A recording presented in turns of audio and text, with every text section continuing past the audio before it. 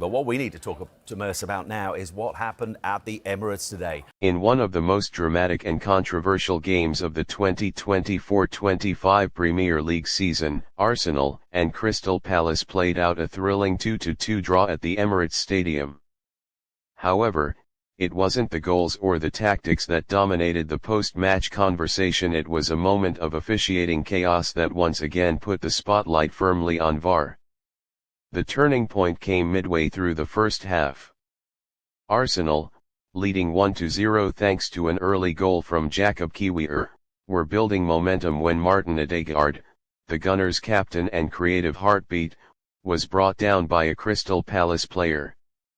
It was a moment that looked, to everyone watching, like a clear foul. Ødegaard was clipped from behind and lost his footing. Referee Stuart Atwell waved play on, and the game continued, but what followed left Arsenal fans in utter disbelief. Crystal Palace broke immediately on the counter. With Arsenal's midfield caught out of position and still protesting the non-call, Palace surged forward. The ball found its way to Eberechi Eze just outside the box. With no hesitation, he struck a sensational volley into the top corner, leaving Arsenal keeper David Raya with no chance and the home crowd stunned. Despite furious appeals from the Arsenal players, no review was undertaken. VAR, manned by officials back in Stockley Park, did not recommend a second look. The goal stood. And with it, the sense of injustice among the Arsenal contingent began to boil over. Replays clearly showed Ødegaard being fouled during the build-up, prompting outrage from fans, pundits, and former professionals. Social media was instantly ablaze with criticism, calling the lack of a VAR intervention inexplicable and embarrassing. Prominent pundits labeled the decision a dereliction of duty from the officiating team, questioning whether the rules are being consistently applied or if subjective judgment is rendering VAR toothless in key moments. The match went on, and Arsenal managed to re-establish their lead through Leandro Trossard just before halftime. But the sense of injustice lingered in the stadium. The players, clearly affected, struggled to maintain composure. In the 83rd minute, Crystal Palace capitalized again. A long ball found Jean-Philippe Mateta, who expertly chipped Raya to make it 2-2 and complete the comeback. The result was a bitter pill to swallow for Arsenal, who are locked in a tense title race with Liverpool and Manchester City.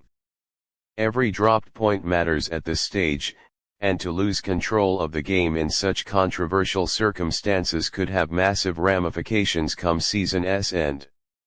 Even more damning was the response from Arsenal manager Mikel Arteta after the match. Speaking to reporters, Arteta expressed deep frustration not just with the missed call, but with the entire process surrounding VAR.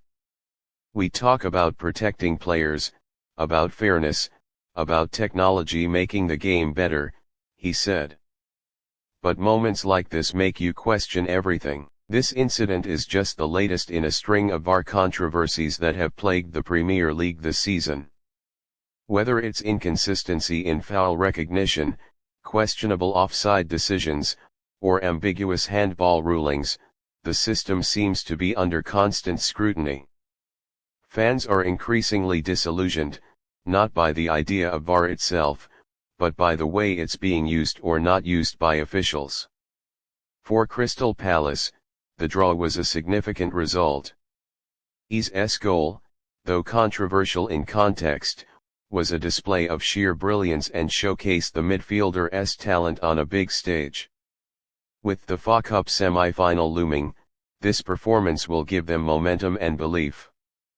But for Arsenal, this match may be remembered as a defining moment in their season, not because of what they did wrong, but because of what was taken from them.